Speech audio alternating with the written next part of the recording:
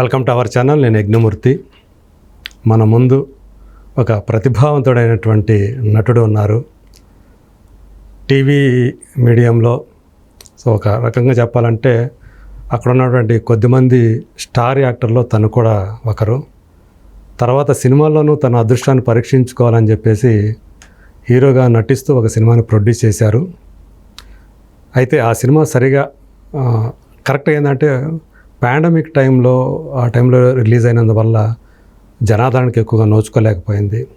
So ఆ నటుడు ఇప్పుడు ఏం చేస్తున్నారు, సో ఆయన ఏంటి, ఆయన కెరీర్ లక్ష్యాలు ఏంటి, ఫిట్నెస్కి కూడా చాలా ప్రాధాన్యం ఇచ్చే ఆయన మంచి క్రికెటరు, మంచి వాలీబాల్ ప్లేయర్ కూడా.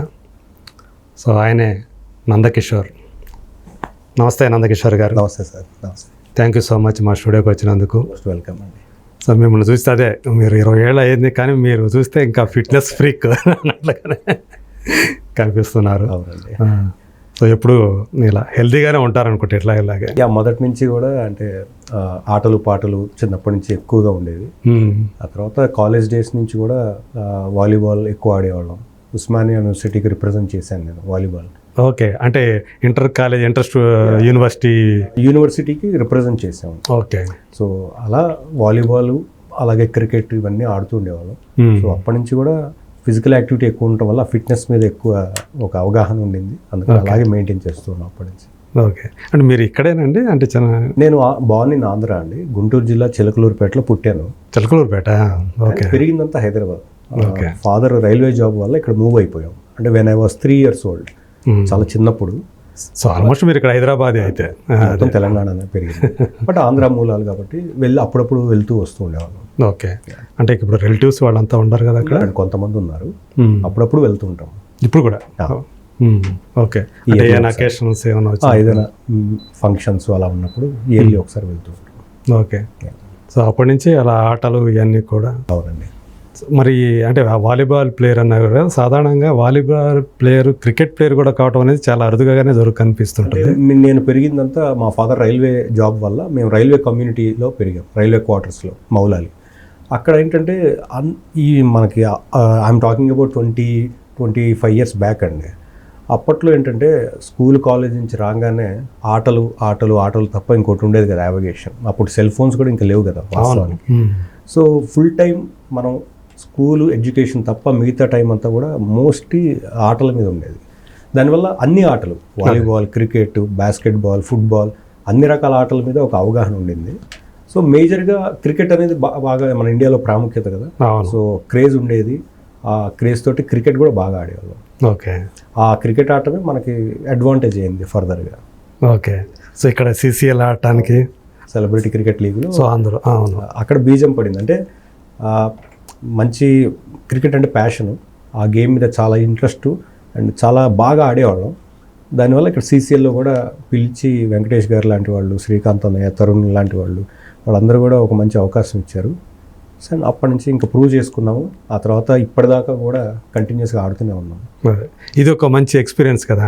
అంటే ఈ సెలబ్రిటీలు అందరితో మీరు అన్నట్టు వెంకటేష్ గారు, మీరు చూశాను మీ వాట్సాప్ DPలో కూడా వెంకటేష్ గారితో ఉన్న ఫోటోనే పెట్టుకున్నారు. అవునండి. ఆయన రియల్ లైఫ్లో ఒక మంచి ఇన్స్పిరేషన్ అండి. Is a very such a kind person and motivative person. ప్రతి విషయంలో positive attitude and positive energy fill చేస్తారు మనకి. అంటే ఆయన ఏ సందర్భంలో కలిసినా కూడా చర్చ జరుగుతున్నప్పుడు మోస్ట్ ఆఫ్ ద టైం 50% పైన స్పిరిచువల్గానే ఉంటుంది ఆయనతో డిస్కషన్. అంటే నిజం చెప్పాలంటే ఆయన ఆధ్యాత్మికవేత్త కావాల్సిన వాడు నటుడు అయ్యారేమో అనిపిస్తుంది. మేబీ అండి. ఎందుకంటే హీ ఇన్స్పైర్స్ ఎవ్రీబడి. ఆయన ప్రెజెన్స్లో ఉన్న ప్రతి ఒక్కళ్ళని ఆయన ఇన్స్పైర్ చేస్తూ ఉంటారు. Such a motivational person and రియల్గా నాకు చాలా పెద్ద ఇన్స్పిరేషన్ వెంకటేష్ గారు.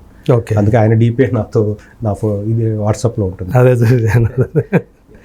అంటే మామూలుగా ఆయన కేవలం ఈ ఒక మీరు క్రికెట్ ఆడేటప్పుడు ఆ కలవటమేనా, లేకపోతే విడిగా కూడా మీరు పరిచయం ఉందా? వాస్తవానికండి విడిగా కూడా అప్పుడప్పుడు ఎప్పుడైనా సార్కి ఫ్రీ టైం ఉన్నప్పుడు నేను కాల్ చేస్తే సార్ ఫ్రీ ఉంటే డెఫినెట్గా ఆయన కలుస్తారండి. అవునా? అంటే వాస్తవానికి అంత పెద్ద స్టార్ హీరో, అంత పెద్ద రేంజ్లో ఉన్న పర్సన్ మనకి టైం ఇవ్వాల్సిన అవసరం లేదండి ప్రతిసారి. బట్ ఏ క్షణం నేను ఫోన్ చేసినా కూడా, అంటే ఒకవేళ ఆయన బిజీగా ఉంటే ఫోన్ ఎత్తకపోతే రిటర్న్ కాల్ బ్యాక్ చేస్తారు ఆయన. అంత గొప్ప వ్యక్తిత్వం అయింది. అంటే ఓకే. ఎందుకు చెప్తున్నానంటే వాళ్ళకుండే బిజీ షెడ్యూల్స్, వాళ్ళకుండే మల్టిపుల్ వీటిల్లో మనకి యాక్టివిటీస్ ఉంటాయి కదా, మనకి అంత ఇంపార్టెన్స్ ఇవ్వాల్సిన అవసరం లేదు. కానీ ఆయన వ్యక్తిత్వం అలాంటిది. ఎవరు కాల్ చేసినా, ఎప్పుడు కాల్ చేసినా రీజన్ ఏంటో కనుక్కుని ఆయన రెస్పాండ్ అవుతారు. ఓకే. సో ఆ రెస్పాన్స్ అనేది ఆయన దగ్గర ఈ క్షణం కాకపోయినా నెక్స్ట్ క్షణం ఇమీడియట్గా ఉంటుంది. So I feel very lucky. ఎందుకంటే అంత పెద్ద వ్యక్తి మనం ఎప్పుడు కాల్ చేసినా రెస్పాండ్ అవుతున్నారని I feel very very lucky. Okay. అంటే ఆయన వల్ల మీకు ఉపయోగపడింది ఏదన్నా ఉందా జీవితంలో అట్లాంటిది? CCL కావచ్చు, అలాగే ప్రతి క్షణంలో అంటే ఎప్పుడైనా మోరల్ తగ్గుతున్నా కూడా ఆయనకి ఫోన్ చేస్తే ఆయన చెప్పే విషయాలు కావచ్చు. ప్రతిసారి మనం ఏదైనా సహాయం అనేది కేవలం డబ్బే అవ్వక్కర్లేదండి. మోటివేషన్ ఇన్ డిఫరెంట్ ఆస్పెక్ట్స్ అవ్వచ్చు. మనకి మాట కూడా ఒక మాట కూడా చాలు. అదే కాకుండా కొన్ని సందర్భాల్లో నాకు ఆయన సహాయం చేశారండి. అంటే అది వ్యక్తిగతంగా కూడా సహాయం చేశారు. మనం ప్రతిదీ పర్సనల్ కూడా చెప్పుకోలేము కొన్ని, కానీ ఆయన నాకు వ్యక్తిగతంగా కూడా సహాయం చేసిన రోజులు ఉన్నాయి. So I feel is my spiritual guru అనుకోవచ్చు, లేకపోతే ఇంకేదైనా కావచ్చు, రియల్ లైఫ్ గురువు అనుకోవచ్చు. Okay. And I really admire him a lot అండి. ఓకే. అలాంటి వ్యక్తిత్వం ఉన్న పర్సన్ సినిమా ఇండస్ట్రీలో ఉండొచ్చు చాలామంది, బట్ నేను ఆయనతో ఇది అవ్వటం నా అదృష్టంగా భావిస్తాను. ఓకే. అంటే ఆయన మీకు చెప్పిన ఏదైనా ఒక మంచి మాట ఉంటే మాకు కూడా మనం షేర్ చేసుకున్నారనుకోండి, ఉపయోగపడుతుంది. అంటే మనం లోలో ఉన్నప్పుడు ఒక మాట కానీ ఒక గెచ్చర్ కానీ హై ఇస్తుంది మనకి. ఆయన చెప్పిన చాలా మాటలు ఉన్నాయండి. అందులో ఉదాహరణకి లైక్ ఈ క్షణం అనేది పర్మనెంట్ కాదు, దిస్ విల్ గో అవే. అంటే ఇప్పుడు మనం ఏదైనా ఒకవేళ హ్యాపీగా ఉన్నా కూడా ఇది హ్యాపీనెస్ ఎక్కువసేపు ఉండదు. లేదు ఈ క్షణం బాగా డిమోరలైజ్ అయిపోయాం, చాలా కష్టంగా ఉంది, అయినా కూడా ఈ క్షణం అంత బాధ ఉంది, అయినా కూడా ఈ క్షణం పర్మనెంట్ కాదు. సో నేను ఆయన దగ్గర నుంచి అది బాగా నేర్చుకున్నాను.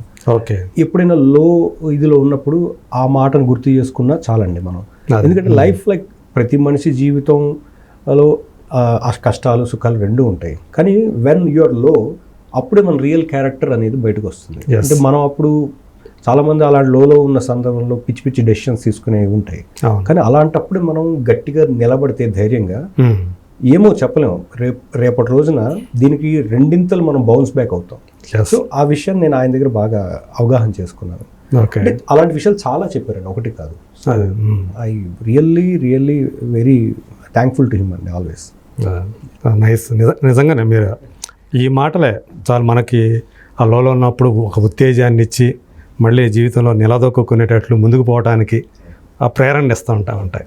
సో అలా ఒక ప్రేరణనిచ్చే, ఒక స్ఫూర్తినిచ్చే ఒక వ్యక్తిగా, మీరు అన్నట్టు ఒక గురువుగా వెంకటేష్ గారు వాట్ నాట్ హీఈస్ ఎవ్రీథింగ్. కొన్ని విషయాల్లో కొన్ని సందర్భాల్లో నేను ఇన్స్పిరేషన్గా తీసుకుంటాను. అదే లైక్ అంటే ఎంత చెప్పినా తక్కువే అవుతుంది ఒక్కొక్కసారి. ఎందుకంటే మేబీ ఇంటర్వ్యూ చూసేవాళ్ళు ఓహో సొంత డబ్బా కొట్టేస్తున్నాడు ఆయన గురించి అనుకోవచ్చు, కానీ ఇది నా ఇన్నర్ ఫీలింగ్, నా సిన్సియర్ ఫీలింగ్. నేను అదే ఆయనతో మాట్లాడిన వాళ్ళు ఒక 5 నిమిషాలు 10 నిమిషాలు మాట్లాడిన వాళ్ళు కూడా కోస్టార్స్ చెప్తూ ఉంటారుగా, వెంకటేష్ గారు ఇచ్చే సలహాలు మాకు చాలా, ప్రతి ఒక్కళ్ళు ఆయనతో పనిచేసి ప్రతి ఒక్కరు చెప్పే మాట అదే. So end of the day such a very great human అండి, గ్రేట్ హ్యూమన్. అంటే అందరూ మనుషులే, బట్ హ్యూమన్స్ అందులో కొంచెం బాగా 10 మందికి ఒక దిశానిర్దేశం, మార్గదర్శకత్వం అయ్యేవాళ్ళు చాలా అరుదుగా ఉంటారు. అందులో వెంకటేష్ గారు నిజంగా నాకు పర్సనల్గా చాలా సందర్భాల్లో మోటివేషన్ అండి. మనం లోలో ఉన్నప్పుడు మన ఇంట్లో వాళ్ళు ధైర్యం చెప్పే ప్రయత్నం చేస్తారు, కానీ అవి మన మనసుకి తీసుకోలేం. బయట వాళ్ళు ఎవరైనా సరే చెప్పినప్పుడు, మనకి ఇష్టమైన వ్యక్తులు చెప్పినప్పుడు మాత్రం నిజంగా మనం దాని నుంచి స్ఫూర్తి పొందుతాం, ప్రేరణ చెందుతాం. మనం అనుకుంటే అట్లా ముందుకు వెళ్ళడానికి అలాంటి పనికి వస్తాయి అవి.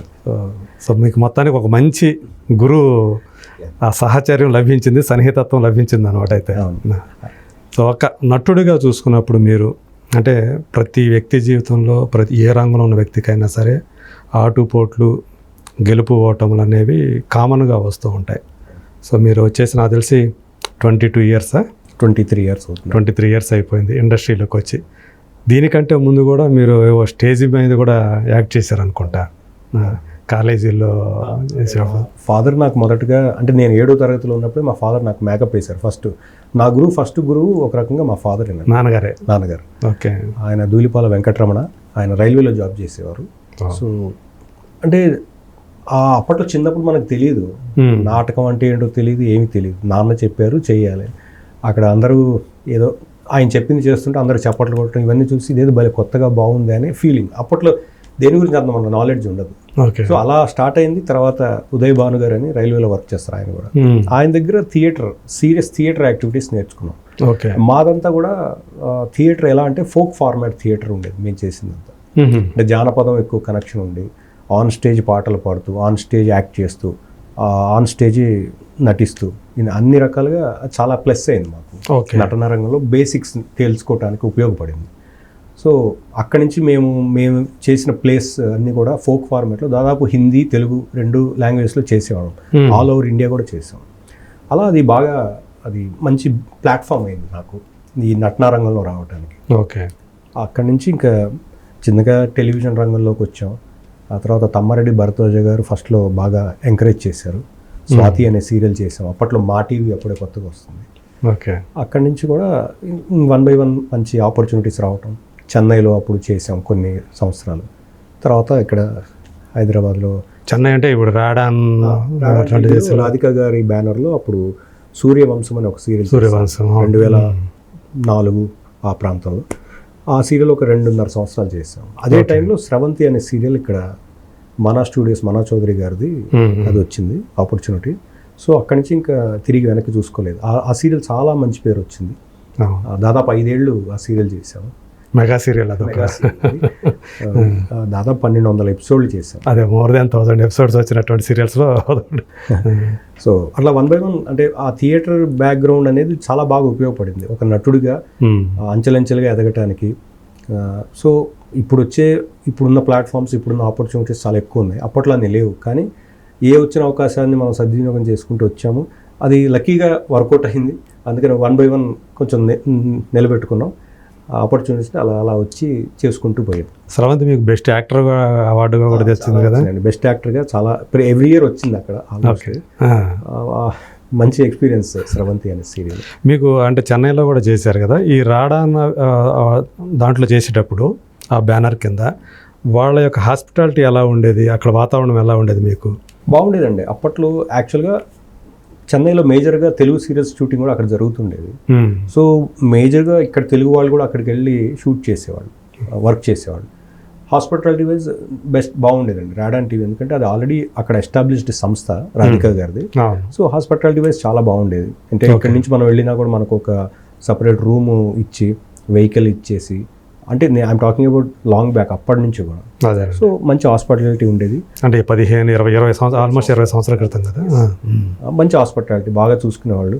అంటే బయట వాళ్ళు ఎవరో వచ్చారు అట్లా ఉండేది కాదండి.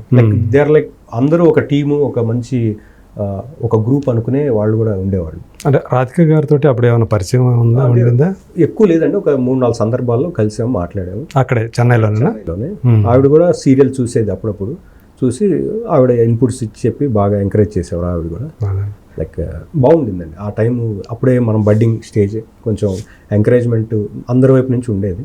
అప్పటికి మీరు ఆమె హీరోయిన్గా చేసిన సినిమాలు చాలా చూసే ఉంటారు. అవును. పైగా మీకు బాగా ఇష్టమైన హీరో చిరంజీవి గారి పక్కన కూడా వాళ్ళ జోడి చాలా అప్పట్లో బాగా క్రేజ్ కదా వాళ్ళిద్దరికి. కస్సా మిస్సా పాట, ఆ పాటతో. అవును. అంటే నాకు ఇష్టమైన యాక్టర్ మెగాస్టార్ చిరంజీవి గారు అండి ఆల్వేస్. ఎందుకంటే నేనే కదా చాలామంది నా ఏజ్ గ్రూప్ వాళ్ళు అప్పట్లో చూసి ఆయన ఇన్స్పైర్ అయ్యి వచ్చిన వాళ్ళు ఇండస్ట్రీ. ఇప్పటికీ కూడా అదే, ఇప్పటికి కూడా ఆయన. సో అంటే మెగాస్టార్ గారి గురించి చెప్పాలంటే చాలా ఉంటుందండి. ఆయన పెద్ద ఎన్సైక్లోపీడియా. బట్ నా పరంగా చూస్తే ఆ టైంలో మేము అసలు సినిమా హీరో అంటే ఆయనే మాకు. ఏ సినిమా థియేటర్కి వెళ్ళినా హౌస్ఫుల్. ఇంకా మా ఫైట్స్ అయితే ఆయనే, డ్యాన్స్లు అంటే ఆయనే, ఆ మేనరిజమ్స్ అంటే మాస్ మేనరిజమ్స్ కొన్ని ఉంటాయి కదా, ట్రెండ్ సెట్టింగ్ అప్పట్లో అది. సో అవి చూసి అట్లా ఇన్స్పైర్ అయ్యి ఏదో మనం కూడా ప్రయత్నం చేద్దాం అని అట్లా. బట్ ఎంత చేసినా మన పర్సనల్ మార్క్ మనకు ఉండాలని తర్వాత తెలుసుకున్నాము. ఆ నటనలో మనం ఇన్స్పిరేషన్ తీసుకోవాలి, కానీ మనకంటూ స్వతహాగా మన ఇది ఉండాలండి, మన మార్క్ ఉండాలి. మన మార్క్ అనేది కంపల్సరీగా ఉండాలి. ఆ ప్రయత్నం నేను ప్రతి దాంట్లో నేను ఆల్మోస్ట్ చేశాను. సీరియల్స్ అవ్వచ్చు, సినిమాలు అవ్వచ్చు. ఎందుకంటే థియేటర్ నుంచి వచ్చాను కాబట్టి నాకు థియేటర్ చాలా సపోర్ట్ అయిందండి. అంటే ఇక్కడ థియేటర్లో ఏంటంటే ఓవర్ యాక్టింగ్ చేయడానికి స్కోప్ ఉండేది కాదు మాకు. ఎందుకంటే ఫోక్ ఫార్మాట్లో జానపదం కాబట్టి అది చాలా రియలిస్టిక్గా ఉండేది. అదే మేబీ సాంఘిక డ్రామాలు వేసుంటే నటన కొంచెం ఎక్కువగా అనిపించేదేమో, కొంచెం నాటకీయతగా ఎక్కువ బట్ మా అంతా ఫోక్ ఫార్మాట్ కావడంతో న్యాచురల్గా ఉండింది. సో అది అలా ఉపయోగపడింది అనుకుంటున్నాను. మీకు ఉపయోగపడింది బాగా. అదే ఎంతవరకు అవసరమో అంతవరకే చేయటం అనేది.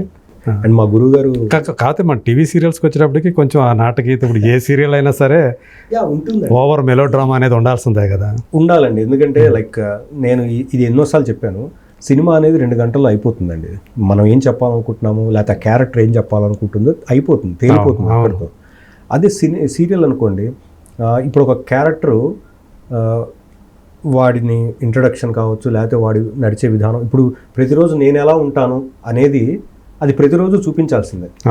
నేను ఇంతే ఉంటాను, ఇంకా దీంతో ఇంక మీరు చూసుకోండి అంటే కుదరదు. అక్కడ ప్రతిరోజు ఎలా ఉంటాడు, ఒక కొత్త సందర్భం వస్తే ఎలా రియాక్ట్ అవుతాడు, దీని తర్వాత ఇంకో సందర్భం వస్తే ఎలా రియాక్ట్ అవుతాడు అనేది ప్రతిరోజు యాక్టివిటీ అండి అది సీరియల్. దానివల్ల ఏంటంటే అది మొనాటనస్ అవుతుంది చూసేవాళ్ళకి, అండ్ అలాగే డ్రాగ్ అవుతుంది. కాకపోతే ఏంటంటే ఎండింగ్లో మాత్రం ఆ ఎపిసోడ్ ఎండింగ్లో ఏదో ఒక ట్విస్ట్ లాంటిది ఒకటి పెడతారు. అంటే సీరియల్ రేపు ఏమవుతుంది, రేపు ఏమవుతుందని ఉంటేనే ఉత్కంఠ ఉంటేనే ఆడియన్స్ వచ్చి చూస్తారు. లేదంటే ఇంకా అంటే ఇప్పుడున్న కాంపిటీషన్లో నిజాన్ని చెప్పాలంటే 100 సీరియల్స్ ఉన్నాయి, ఆప్షన్స్ ఉన్నాయి. సో పైగా ఇవి కూడా చాలా ఇవి వచ్చేసినాయి, ప్రతిదానికి ఒక సపరేట్ ఇవి వచ్చినాయి. సో ప్రతి ఒక్కళ్ళు లైవ్లోనే చూడట్లేదు, దాని తర్వాత అయినా వాళ్ళు కావాల్సి వచ్చినప్పుడు వేసుకొని చూస్తున్నారు. ఓకే. అండ్ అంటే ఇప్పుడు ఓటీటీ అనేది వచ్చిన తర్వాత దాని ఎఫెక్ట్ ఏమైనా టీవీ మీద పడిందా? ఓటీటీ వచ్చిన తర్వాత అంటే వాస్తవం చెప్పాలంటే దేనికి అదేనండి. నా అబ్జర్వేషన్ నేను తెలుసుకుంది ఏంటంటే దేనికి అదే. ఇప్పుడు ఎప్పటి నుంచో అన్నారు ఇంకా కొన్ని రోజుల్లో సీరియల్స్ ఉండవు అన్నారు, కానీ సీరియల్స్ నెంబర్ ఆఫ్ సంఖ్య ఇంకా పెరుగుతూ. ఎందుకంటే జనానికి కావాల్సింది అంటే I mean to say families లేకపోతే పెద్దవాళ్ళు ఒక ఏజ్ గ్రూప్ వాళ్ళకి కావాల్సింది డ్రామా అండి. ఇప్పుడు పెద్ద పెద్ద సినిమాలు, సూపర్ హిట్ సినిమాల్లో కూడా మనం చూస్తే అంతర్లీనంగా డ్రామా ఉంటుంది. సో ఆ డ్రామా అనేది అది ఒక సెక్టర్ ఆఫ్ ఆడియన్స్కి కనెక్ట్ అవుతుంది. మేబీ ఈ టెలివిజన్లోది యూత్కి కనెక్ట్ అవ్వకపోవచ్చు వెంటనే, కానీ మేజర్ ఆఫ్ పీపుల్ ఇంట్లో ఉండి పెద్దవాళ్ళు కావచ్చు, ముసలివాళ్ళు కావచ్చు, ఫ్యామిలీ ఎమోషన్స్ ఏవైతే ఉంటాయో దాన్ని వాళ్ళు అక్కడ కనెక్ట్ అవుతారు. కాబట్టి సీరియల్ అనేది ఆగట్లేదు అక్కడ. సో ఎన్ని రకాల సీరియల్స్ వస్తున్నా, ఎన్ని రకాల ఛానల్స్లో వస్తున్నా చూస్తున్నారు. అందు గురించి మనకి శాటిలైట్ ఛానల్స్లో వచ్చే చాలా పెద్ద పెద్ద సూపర్ హిట్ సినిమాల కంటే కూడా మీ డైలీ సీరియల్స్కే ఎక్కువ టీఆర్పీ అనేది వస్తూ ఉంది. అవునండి. ఇప్పుడు మీరు హిందీలో తీసుకున్నా కూడా అక్కడ బాలీవుడ్ సినిమాల కన్నా అక్కడ స్టార్ ప్లస్ వాటిల్లో వచ్చిన సీరియల్స్, మెగా హిట్లు అయినవి ఎన్నో ఉన్నాయి. ఆల్మోస్ట్ టీఆర్పీలు 25-30 వచ్చినవి కూడా ఉన్నాయి అక్కడ. అంటే ఈ సినిమాల కంటే 2-3 టైమ్స్ ఎక్కువ కనిపిస్తూ ఉంటాయి. ఎందుకంటే అది వాళ్ళకి దగ్గరగా, టీవీ అనేది దగ్గరగా మాధ్యమం అండి. ఇంట్లో కూర్చుని దగ్గరగా ఒక ఎపిసోడ్ కూడా మిస్ కాకూడదు అనేది ఉంటుంది వాళ్ళకి. పైగా సినిమాకి వెళ్ళాలంటే ఇప్పుడు ఖర్చు పెట్టుకుని వెళ్ళాలి, డబ్బులు మళ్ళీ ప్లాన్ చేసుకోవాలి, ఒక డేట్ అనుకోవాలి, పొద్దున సాయంత్రం ప్లాన్ చేయాలి. ఇది ఏం లేదు ప్లానింగ్. టీవీ అనేది ఎదురుగా ఉంటుంది, ఎప్పుడు కావాలో అప్పుడు పెట్టుకుని చూస్తాం. లేదు పని ఉందంటే మధ్యలో పాస్ చేసి మళ్ళీ వచ్చి మళ్ళీ చూస్తాం. ఇప్పుడు అంత ఫెసిలిటీ ఉంది. సో డ్రామా అనేది 24/7 మనకి అవైలబుల్గా ఉంది టెలివిజన్ ద్వారా. సో దానికి ఆ క్రేజ్ తగ్గకపోవచ్చు టెలివిజన్, అదే ఇంకా అది నిరంతరం వస్తూనే ఉంటుంది. కాకపోతే మీరు ఏదైతే సినిమాల్లో మాదిరిగానే వేరే వేరే భాషలలో ఎక్కువ మంది వస్తున్నట్టు ఇప్పుడు ఇంకా సీరియల్స్లో అయితే ఇంకా ఎక్కువ మంది, అది కూడా దట్టు కన్నడ ఆర్టిస్టులే ఎక్కువ. అంటే మొదట్లో హీరోయిన్లు వచ్చారు, ఇప్పుడు తర్వాత హీరోలు వచ్చారు, ఆ తర్వాత క్యారెక్టర్ ఆర్టిస్టులు కూడా వాళ్ళే కనపడుతున్నారు. ఇది ఒక అంటే దీనివల్ల కొంతమంది జైళ్ళకి వెళ్ళారు. అవునండి, అవును. అంటే దిస్ ఈజ్ లాంగ్ బ్యాక్, అందరికీ తెలిసిందే. అంటే ఇప్పుడు ఈ చర్చ గత 15 ఏళ్ళగా జరుగుతుందండి టెలివిజన్ ఇండస్ట్రీలో. వాస్తవానికి ప్రాబ్లం ఎక్కడ అనేది నిజంగా నాకు కూడా అర్థం కావట్లేదు. అంటే దీనికి సంబంధించి ఏమంటే అసోసియేషన్ ఎవరైతే బాధ్యులు ఉండారో వాళ్ళు కూడా దీన్ని సీరియస్గా తీసుకొని ఒక పోరాటం లాంటిది, పోరాటం కూడా ఒక డిమాండ్, ఛానల్స్ వాళ్ళతో మాట్లాడటం అట్లాంటిది ఏది కూడా అలాంటి యాక్టివిటీ ఏది కనిపించట్లేదు అసలు. అంటే ఇక్కడ artist point of view, channel point of view, producer point of view అనే డిఫరెంట్ పాయింట్ ఆఫ్ వ్యూస్ ఉన్నాయండి. దానివల్ల ఏమైపోతుందంటే ఎండ్ ఆఫ్ ది డే ఇవన్నీ కూడా నడిపించేది ఛానల్స్ అండి. అంటే everything is ruled by corporate సెక్టార్స్లో. So corporate వ్యవస్థ వచ్చిన తర్వాత ఒక ప్రొడ్యూసర్ కావచ్చు, ఒక యాక్టర్ కావచ్చు, we are born to work for them. ఎందుకంటే ఇప్పుడు ఐఎమ్ పెయిడ్ డైలీ. నేను ఈరోజు పని చేస్తానని మీకు కాల్ షీట్ ఇచ్చిన తర్వాత పొద్దున్న 9 నుంచి రాత్రి 9 దాకా మీరు ఎన్ని ఎపిసోడ్లు తీసినా అసలు తీయకపోయినా నా డబ్బు నాకు వస్తుంది. సో ఇది నా యాక్టర్గా నా పరిధి. ఓకే. ఇంకా ప్రొడ్యూసర్ పరిధి వచ్చేసరికి ఇదివరకు ప్రొడ్యూసర్ పరిస్థితి వేరు, ఇప్పుడు వేరండి. ఇప్పుడు కూడా ప్రొడ్యూసర్స్లో కూడా కాంపిటేటివ్ అయిపోయింది. నెంబర్ ఆఫ్ ప్రొడ్యూసర్స్ ఎక్కువ అయిపోయారు. ఫర్ ఎగ్జాంపుల్ చెప్తున్నాను, ఒక ఛానల్ ఉంది, ఎక్స్ ఛానల్ అనుకోండి. ఒక ప్రాజెక్టు చేయటానికి ఒక ప్రొడ్యూసర్ వెళ్తాడు. వెళ్ళినప్పుడు వాళ్ళకి ఈ బడ్జెట్ పలానా అని చెప్తున్నారు. ఈ పలానా బడ్జెట్లో ఇతను ఇంతమంది ఆర్టిస్టులను పెట్టి చేయాలి, ఇంతమందితో చేయాలని ఒక బడ్జెట్ ఆయన వేసుకుంటాడు. అది వర్కౌట్ అవ్వచ్చు, అవ్వకపోవచ్చు. ఓకే. ఒకవేళ ఆయనకు వర్కౌట్ అవ్వలేదు అనుకోండి, చెప్పేస్తాడు, సార్ ఇది అవ్వదు, ఇంకొక 10,000 ఎంతో పెంచండి పర్ డే అంటారు. అప్పుడు ఏమవుతుంది, వాళ్ళు లేదండి మా ఛానల్ బడ్జెటే ఇంత అంటారు. అప్పుడు ఆ ప్రొడ్యూసర్ ప్లేస్లో ఈ ఇన్ఫర్మేషన్ తెలుసుకుని ఇంకో ప్రొడ్యూసర్ వస్తాడు. ఆయన చేయగలంటున్నాడు కదండి, నేను 5,000 తక్కువకే చేస్తాను, నాకు ఇవ్వండి అనొచ్చు. అప్పుడు ఏమవుతుందంటే వాళ్ళకే కాంపిటీషన్ పెరగటం వల్ల ప్రొడ్యూసర్స్లో కూడా ఒక ఐక్యత లేకుండా అయిపోవచ్చు. అంటే నేను వాళ్ళని అట్లా అనట్లేదు, వాళ్ళలో ఉంది యూనిటీ. కానీ ఇలాంటి సందర్భం వల్ల డిఫరెన్స్ ఇవి వస్తాయి. అప్పుడు ఏమవుతుందంటే సర్వైవల్ కోసం ఇవాళ మీరు కాబట్టి నేను కాబట్టి ఇంకొకళ్ళు ఆ ప్లేస్ని ఫిలప్ చేసుకుంటున్నారు. దానివల్ల ఏమవుతుందంటే everything is ruled by corporate sector. So మీరు కాబట్టి ఇంకో ప్రొడ్యూసర్ కాబట్టి ఇంకొకళ్ళు వస్తారు. అలాగే ఆర్టిస్టుల పరంగా కూడా నందకిషోర్ ఇప్పుడు ఇంత అడుగుతున్నాడు, అతను కాకుండా ఇంకా తక్కువకి వస్తే మనకు వర్కౌట్ అవుతుంది కదా అని ప్రొడ్యూసర్ ఆలోచించి నా ప్లేస్లో ఇంకొని పెట్టుకోవచ్చు, తప్పులేదు. సో మీరు అంటున్నారు అంటే ఇప్పుడు మీరు ఇండైరెక్ట్గా చెప్తున్నా, నాకు కొంతమంది డైరెక్ట్గా చెప్పిందే వాళ్ళు చాలా తక్కువకి వస్తున్నారు కాబట్టి అని తీసుకుంటున్నారండి అని. అంతేనండి. ఎండ్ ఆఫ్ ది డే ఇక్కడ ఏమవుతుందంటే బయట నుంచి యాక్టర్లు వస్తున్నారంటే ఇది ప్రొడ్యూసర్ చేతిలో కూడా లేదండి ఇప్పుడు. ఓకే. ఇంతకుముందు ఏంటంటే మన స్లాట్ ఒకటి ఉంటుంది కాబట్టి అసలు మన ఇష్టంగా ఉండేది అది. ఇప్పుడు అది మొత్తం అంతా కూడా ఛానల్ వాళ్ళే వాళ్ళు ఏం చెప్తే డిసైడ్ చేస్తే అది. ఎందుకంటేనండి ఇప్పుడు యాజ్ అన్ యాక్టర్ నేను ఉన్నానండి, నాకు వేరే లాంగ్వేజ్లో ఆపర్చునిటీ వస్తే వెళ్తాను. వాళ్ళు ఏమంటారు, ఇప్పుడు మీరు బయట వస్తే మీరు వెళ్ళరా, అలాగే వాళ్ళకి ఇక్కడ వస్తే వీళ్ళు వస్తారు, తప్పే ఉందంట. పైగా కళకి భాషా బౌండరీస్ లేవు అంట అని మనం అట్లా కాంప్రమైజ్ అవ్వాలా? లేకపోతే ఇక్కడే కొన్ని వేల మంది నిరుద్యోగులుగా అవకాశం లేక బాధపడుతున్నారా, మనం బాధపడాలా తెలియదండి. ఇక్కడ ఏమవుతుందంటే హానెస్ట్గా చెప్పాలంటే సర్వైవల్ ఆఫ్ ద ఫిట్టెస్ట్. ఎవడైతే ఫిట్గా సర్వైవ్ అవ్వగలుగుతున్నాడో వాడే బతుకుతున్నాడు. లేదు ఎదురు తిరుగుతాడు అనుకోండి, వాడిని ఇవాళ ఉంచుతారు, రేపు ఉంచుతారు, ఎల్లుండి తీసేస్తారు. ఎందుకంటే అంటే ఎక్కడైనా పోరాటం మొదలు పెడితే అది సప్రెస్ అయిపోతుంది, సప్రెస్ చేసేస్తారు.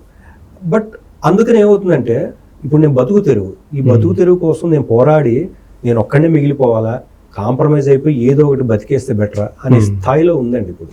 అదే ఎవరికి వాళ్ళు అలాగే వాడుతున్నారు. ఈధర్ ఆర్టిస్ట్ కావచ్చు, ప్రొడ్యూసర్ కావచ్చు, డైరెక్టర్లు కావచ్చు, ఎవరైనా everybody are bound to work within the limits of so called ఈ కార్పొరేట్ వ్యవస్థ. మరి దీంట్లో అసోసియేషన్ కూడా చేసేది ఎవరేం చేయలేరండి. ఎందుకంటే వాస్తవంగా చేయాలనుకున్నా కూడా somewhere somebody will be highlighted and వాళ్ళని డెఫినెట్గా పక్కకి ఇంకొకళ్ళని తీసుకొస్తారు. ఎందుకంటే నాకు ఒక 10 ఏళ్ల క్రితం వరకు చూసుకుంటే నాకు తెలిసిన వాళ్ళే కొంతమంది ఉన్నారు మీ దాంట్లోనే, సీనియర్ యాక్టర్లు. వాళ్ళంతా సీనియర్లు అయిపోయారు అనుకోండి. వాళ్ళు చాలా అగ్రెసివ్గా ఏదైనా తేడా వచ్చిందంటే ముందుండి మాట్లాడటం కానీ చేసేవాళ్ళు. ఇప్పుడు అసలు మాట్లాడే వాళ్ళు కూడా లేరు. మాట్లాడినా కూడా నిలిచేది మనం ఒక్కళ్ళమేనండి చివరికి. అంటే ఒక ఛానల్కి మనం టీఆర్పీకి పనికొస్తామేమో మాట్లాడితే, వాస్తవంగా మాట్లాడతాం. మనం వాయిస్ రేస్ చేస్తే మేబీ ఆ వాయిస్ని క్యాప్చర్ చేసి 10 ఛానల్లో 10 మంది వాడుకోవచ్చేమో. Sorry to say. అంటే ఎందుకంటే అది వైరల్ అయ్యే ఏదైనా కూడా అది తీసుకుంటారు. సో అందుకని ఇక్కడ మనం పోరాడి నిల్చుని భంగపడాలా, లేకపోతే సరే ఈ వ్యవస్థ ఇంతే అని కాంప్రమైజ్ అవ్వాలా, ఈ రెండే చాయిసెస్ ఉన్నాయండి. ఫస్ట్ చాయిస్లో ఏముంది, ఒక 2-3 రోజులు కనిపిస్తావు, 5వ రోజు కనిపించవు. ఇక్కడ ఏంటంటే రెండో చాయిస్లో సరే కాంప్రమైజ్ అయితే అలాగే నువ్వు నిలకడగా ఉంటావు ఎన్ని సంవత్సరాలైనా అనేది. బట్ ఇక్కడ నాకు ఆశ్చర్యం అనిపించేది ఏంటంటే, ఒకటి తమిళనాడు నుంచి ఎవరు ఎక్కువ మంది రారు, లేదా కేరళ నుంచి ఎక్కువ మంది రాదు, కర్ణాటక నుంచి ఎక్కువ మంది ఎందుకో మన ఇండస్ట్రీలో ఎక్కువ మంది వస్తున్నారు అనేది నేను అబ్జర్వ్ చేసిన ఏంటంటే, తమిళనాడు ఆల్రెడీ అక్కడ ఆపర్చునిటీస్ ఎక్కువ అండి. అక్కడ సన్ నెట్వర్క్ అనే పెద్ద వ్యవస్థ ఉంది, అలాగే స్టార్ విజయ్ అని ఉంది, ఇంకా నెంబర్ ఆఫ్ ఛానల్స్ ఉన్నాయి అక్కడ. అండ్ నాకు తెలిసింది ఏంటంటే అక్కడ కొంచెం బడ్జెట్స్ కూడా ఎక్కువ ఇస్తారు.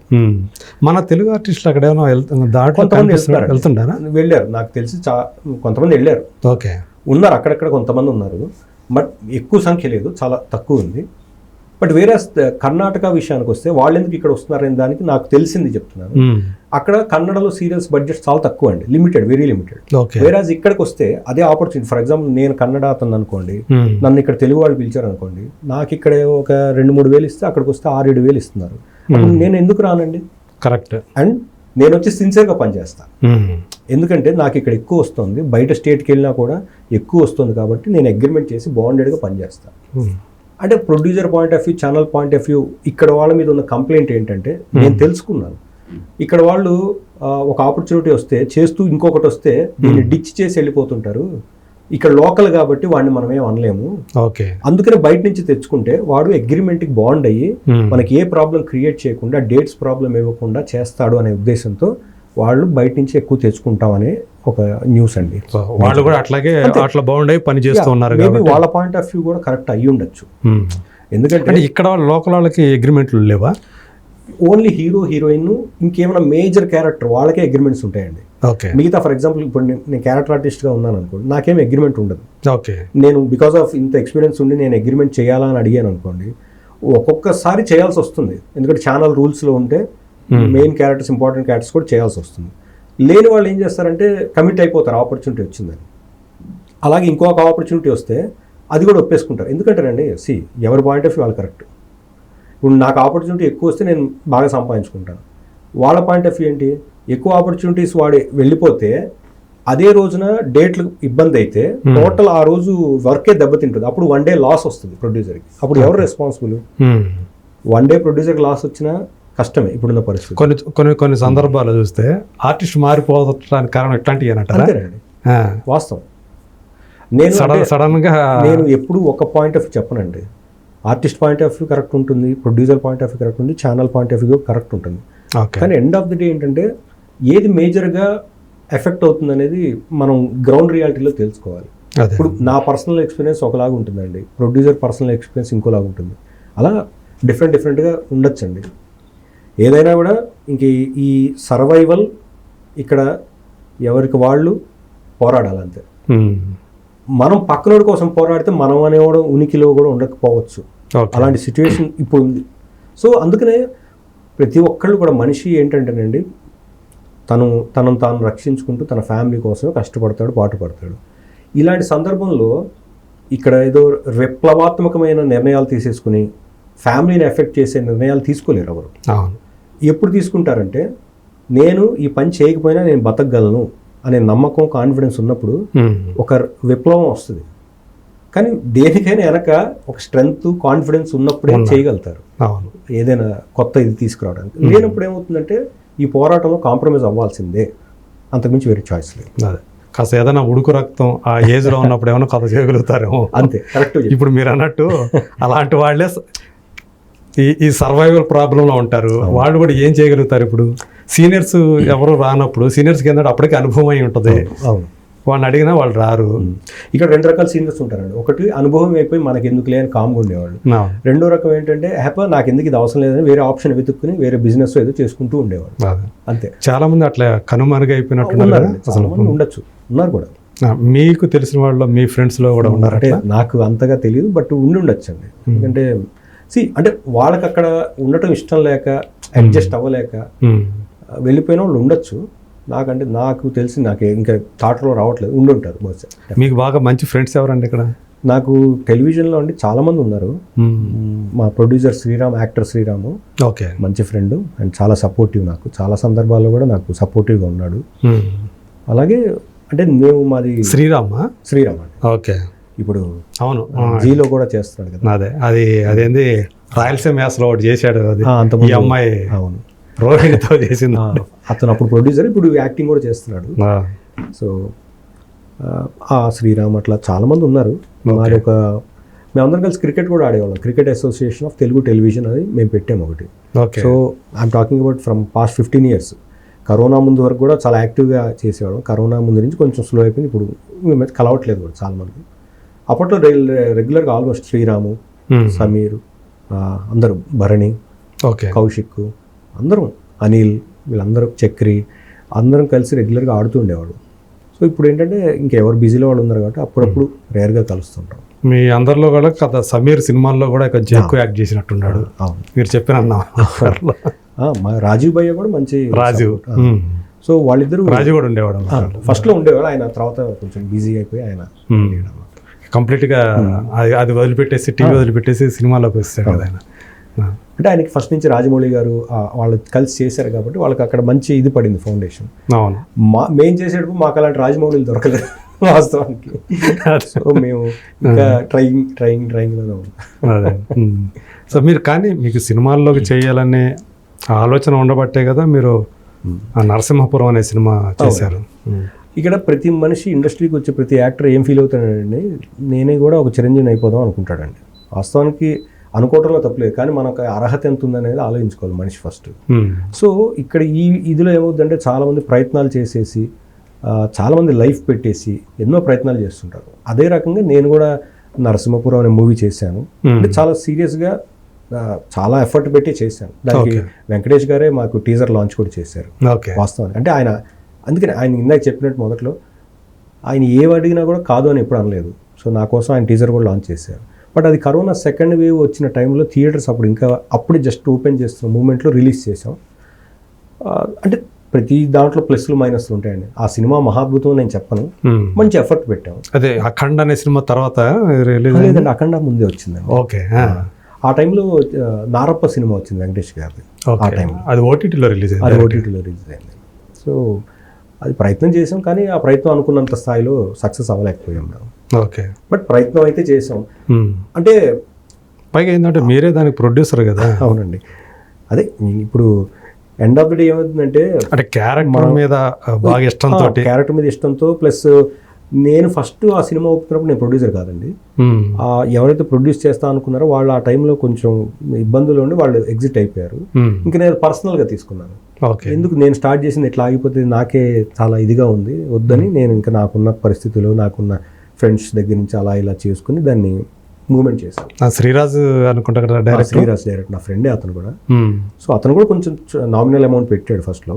ఓకే. తర్వాత మేజర్ అమౌంట్ నేనే పెట్టుకున్నాను. నా ఫ్రెండు రాజారెడ్డి అని ఒక పర్సన్, అతను హెల్ప్ చేశాడు ఫైనాన్షియల్గా. సో ఏదైనప్పటికీ ఎండ్ ఆఫ్ ద డే అది రిజల్ట్ ఇవ్వలేదు. సో దానివల్ల మనకి అక్కడి నుంచి కొంచెం చాలా డౌన్ ఫాల్ అయిపోయింది. బట్ అంటే మీరు అప్పుడు దాకా ఏదైతే సంపాదించుకున్నారో అదంతా పెట్టేసినారా? అంతే. ఇంకా తెచ్చారా? బయట నుంచి కూడా తెచ్చుకున్నాం కొంచెం. సో ఫైనాన్స్ తెచ్చుకున్నాం. అక్కడి నుంచి కొంచెం ఎఫెక్ట్ ఇచ్చింది. But end of the day ఇది మన నిర్ణయం. మన నిర్ణయానికి మనం ఎవరిని బ్లేమ్ చేయలేము. అవును. సో దాని బాధ్యులం అంతే. ఆ పర్యవసానాలు మనమే ఎదుర్కోవాలి. సో అదొక మంచి ఎక్స్పీరియన్స్, పెద్ద లెసన్ ఇన్ లైఫ్. ఓకే. అన్ని రకాలుగా కూడా అన్ని రకాలుగా, హార్దికంగా అన్ని రకాలుగా. హీరోయిన్ విషయంలో కూడా ఏదో చిన్న ఇదైంది. అయ్యో అది పాపం. వాస్తవానికి తనతో మాకు ఏ ప్రాబ్లం లేదండి. అదే అంటే ఆమె ప్రమోషన్స్ కూడా రాలేదని, అంటే రాకపోవడానికి తన పర్సనల్ రీజన్స్ తనకున్నాయి. మేబీ ఆ టైంలో మేము కమిట్ అయిన అమౌంట్ ఇవ్వలేదు, అది అయ్యి ఉండొచ్చు. లేదా తనకు అప్పుడు ఇంట్రెస్ట్ లేదు, తనకు కొత్త ఆపర్చునిటీస్ వస్తున్నాయి. ఆ టైంలో మళ్ళీ చిన్న సినిమా కోసం ఎక్కడ రావాలి అనుకుని ఉండొచ్చు. End of the day she is very good actor and మంచి అమ్మాయి. అదే మీరు అదే చెప్తారు కదా. మనం మంచిగా చెప్పాలి కదా. చెడు ఏం లేదండి వాస్తవానికి. ఇప్పుడు చెడు ఉన్నా కూడా చెప్పేయచ్చు. కొంతమంది చెప్తారు కదా, కొంతమంది అట్లాగే అంటారు కదా. చెడు అంటే మేబీ తను ప్రమోషన్ రాకపోవడమే చెడు అంటాను నేను. అంతకుమించి చెడేం లేదు వాస్తవంగా అయితే. వచ్చి ఉంటే కొంచెం సపోర్ట్ అయి ఉండేది. అంటే ఆమె లెక్కలో ఆమెకు ఉండి ఉండొచ్చు. మనం ఈ టైంలో మనం వెళ్తే ఏదైనా మైండ్ లో ఏమన్నా ఉందేమో మనకు తెలియదు. తను కూడా అప్పుడే కొంచెం గ్రో అవుతుంది, మంచి ఆపర్చునిటీస్ వస్తున్నాయి. సో మీరు కూడా చెప్పినట్టు ఉండారు కదా. అంటే ఆమె ఏదైనా వేరే రకంగా అనుకొని ఆ ట్రైలర్ వల్ల లేదా ఏదో మొత్తానికి అయిందని. అంటే అవునండి, ట్రైలర్లో ఏదో చిన్న అసభ్యంగా అనిపించింది, ఇట్లాంటి సినిమా డిగ్రేడ్ సినిమాలో నేను చేస్తున్నానా అనిపిస్తుంది అన్నట్టుగా తను ఫీల్ అయింది. అదే. But end of the day ట్రైలర్లో ఉన్నది సినిమాకి సంబంధం లేదండి అసలు. ఏదో ఒక చిన్న షార్ట్, అది 2-3 సెకండ్స్ షార్ట్ అంతే సినిమాకి. దాన్ని మనం ఇది పెట్టుకుని సినిమా అంతా అదే ఉంటుంది అనుకోవటం కరెక్ట్ కాదు. మనం ఏదంటే ఇంట్రెస్టింగ్ గా అనిపించే కొన్ని కట్ చేసి ట్రైలర్ అనేది వెయిట్ చేస్తారు. బట్ అదొక సినిమా మంచి అటెంప్ట్, ఒక సిస్టర్ సెంటిమెంట్ సినిమా. తన క్యారెక్టర్ చాలా బాగుంటుంది అమ్మాయిది. యాక్చువల్గా సిరిది చాలా మంచి క్యారెక్టర్. సరే ఏదైనా గతం అదే మీరు గతాన్ని మర్చిపోయి ఒక పాత్ర, ఒక చెల్లెళ్ళు మీకు సినిమా చాలా మంది చూసిన వాళ్ళందరూ అయితే బాగా చేశారు అన్నారు. అదే మీ క్యారెక్టర్ అదే మీ పర్ఫార్మెన్స్కి మాత్రం అప్లాజ్ వచ్చింది. డెఫినెట్గా, ఎందుకంటే కాకపోతే అనుకున్నంత రీచ్ అవ్వలేదు. ఒక పెద్ద స్థాయిలో కనీసం ఎవరైనా పెద్దవాళ్ళు చూస్తుంటే అరే బాగా కష్టపడ్డాడు అనేది చెప్పేవాళ్ళు, బట్ రీచ్ అవ్వలేదు. ఆ తర్వాత కాలంలో సిరి మీరు దీని గురించి ఏమైనా మాట్లాడుకున్నారు అసలు? ఒక 2-3 సందర్భాలు కలిసాం, అట్లా ఇంకా ఆ డిస్కషన్ ఏం లేదు. అసలు ఈ సినిమా గురించి వచ్చినప్పుడు మాట్లాడుకోలేదు. వచ్చింది అప్పుడు తనకి పాపం నిజంగా తెలియదు కూడా ఈ సినిమా రిజల్ట్ ఏంటి, ఎంత లాస్ అయ్యాం అనేది తెలియదు. నేను చెప్పిన తర్వాత చాలా ఆశ్చర్యపోయింది, అయ్యి అవునా అరే సారీ అని అప్పుడు తను ఫీల్ అయింది పాపం. బట్ ఎంతైనా అది అయిపోయిన తర్వాత మనం ఏం చేయలేము, అది అయిపోయిన ఎపిసోడ్. బట్ అది దాన్ని మనం మనసులో పెట్టుకుని ఒక రిలేషన్ ఏదైతే ఉంటుందో, మనం ఎక్కడైనా ఇక్కడ ఇండస్ట్రీలో అందరితో కనిపించాలి, ఎప్పుడైనా కనిపించినప్పుడు మాట్లాడుకోవాలి. సో దాన్ని మనసులో పెట్టుకుని మనం ఆ ఫ్రెండ్షిప్ని పోగొట్టుకోకూడదు. కరెక్ట్. అది సో ఎక్కడైనా కనిపించినప్పుడు మంచిగానే మాట్లాడుకుంటాం, అదేం ప్రాబ్లం లేదు. సో మీరు ఆ టైంలో లో అయినప్పుడు ఫైనాన్షియల్గా, ఆర్థికంగా కూడా మీ ఫ్యామిలీ సపోర్ట్ ఎలా ఉండింది? 100% ఫ్యామిలీ సపోర్ట్ ఉండిందండి. మా ఇద్దరు అన్నయ్యలు, నాకు 2 అన్నయ్యలు. సో మా అన్నయ్యలే నాకు మేజర్గా సపోర్ట్ చేశారు ఆ టైంలో. ఓకే. అండ్ ఆల్సో మా వైఫ్ అనేది ఎప్పుడైనా కూడా ఇంట్లో మనం వెళ్ళేసరికి ఎండ్ ఆఫ్ ద డే మనకి సపోర్ట్ లేకపోతే మనం అసలు కంట్రోల్లో ఉండవండి. అవును. సో ఇంటికి వెళ్ళిన తర్వాత ఫైనల్ స్టేజ్ ఎవరైనా ఇంటికి వెళ్ళాలి రాత్రికి. సో అక్కడికి వెళ్ళిన తర్వాత ఏ ప్రాబ్లం వచ్చినా కలిసి ఫేస్ చేద్దాం అని ధైర్యం ఇవ్వటం అనేది నిజంగా నా అదృష్టం. అలాంటి వైఫ్ నాకు దొరికింది. సో ఆ విషయంలో ఐఎమ్ వెరీ వెరీ హ్యాపీ. ఇంట్లో మనశ్శాంతి కనుక లేకపోతే బయట కూడా సో ఫ్యామిలీ పరంగా నాకు చాలా మంచి సపోర్ట్ ఉండటం వల్ల ప్రతిదీ ఫైట్ చేసే స్పిరిట్ తోటి ఉన్నాను. అలాగే ఇందాక చెప్పినట్టుగా వెంకటేష్ గారు లాంటి వాళ్ళు కూడా ఎనీ డౌన్ సిచ్యువేషన్ ఉన్నా కూడా ఆయన చాలా ఇన్స్పైర్ చేసేవాళ్ళు.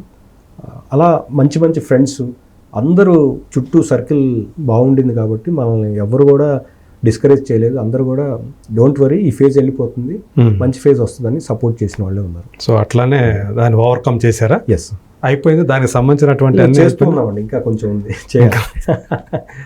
దీనికి అంటే మనం చేసింది చిన్న అటెంప్ట్ కాదు కదండి. సినిమా అనేది పెళ్లి కన్నా పెద్దది నా విషయంలో. పెళ్లి హ్యాపీగా చేయొచ్చు, వేలలో లక్షల్లో అయ్యేది కాదు కదా, కోట్లు పెట్టాలి. సో అందుకని టైం పడుతుంది. బట్ ఎనీవేస్ ఎంత పోగొట్టుకున్నారండి? అది 1-1.5 మధ్యలో పోయి ఉంటుందండి మీ ఒక్కళ్ళదే. సరే, ఎండ్ ఆఫ్ ది డే ఏం జరిగినా అది మనం ఫేస్ చేయాలి కాబట్టి ఆ ఫేసింగ్ స్లోగా మనం రికవర్ అవుతాం అంతే.